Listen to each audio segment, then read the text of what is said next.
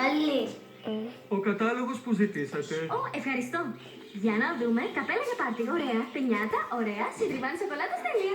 Έλενα, είναι κάτι που χρειάζεται για να κοιτάξω. Όχι. Είναι. Τα κοίταξα όλα. Πριγκίπισσα, Έλενα, σε περιμένουμε. Δεν ήξερα πως είχαμε σύσκεψη. Δεν έχουμε. Είναι πριγκιπικό θέμα.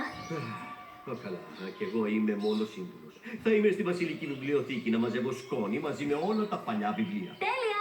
Καλή διασκέδαση. Χάι. Δεν έχει ιδέα πως είναι τα γενέθλιά μου. Δεν έχει ιδέα πως του ετοιμάζουμε ένα πάρτι έκπληξη.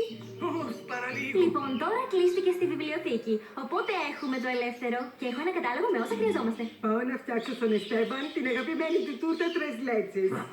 Αυτό μου θυμίζει μια ιστορία. Φρανσίσκο, δεν έχουμε καιρό γι' αυτό. Όταν ο Εστέμπαν ήταν μικρός, ήταν τόσο ιδιότροπος με το φαΐ και του είχε φτιάξει φούρτα για την ελευθεριά του. Αλλά ο μόνος τρόπος για να τον κάνεις να φάει... Λέω το, έρχεται το Τζάγκουιν, πετάει τη φωλιά του. Λοιπόν, τι σχέδιο έχουμε για τη μουσική? Η κιθάρα μου είναι κουρδισμένη. Να παίξω και το τραγούδι των γενεθλίων. Φυσικά, Ιζαμπέλ, θα είναι ένα υπέροχο ντουέτο. Υπέροχα. Και τα κόλπα για το πάρτι Θα εξασκούμε όλη τη βδομάδα. Ίσως θέλει περισσότερη εξάσκηση. Δεν ήταν αυτό το κόλπο. Ορίστε. Λεβαλού.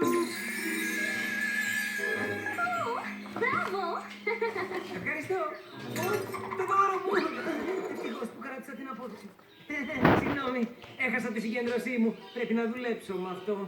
Λοιπόν, θα το κάνεις αργότερα. Τώρα, εσύ και εγώ έχουμε το πιο σημαντικό καθήκον της ημέρας. Δηλαδή. Να κρατήσουμε τον Εστέβαν μακριά από το παλάτι για να μην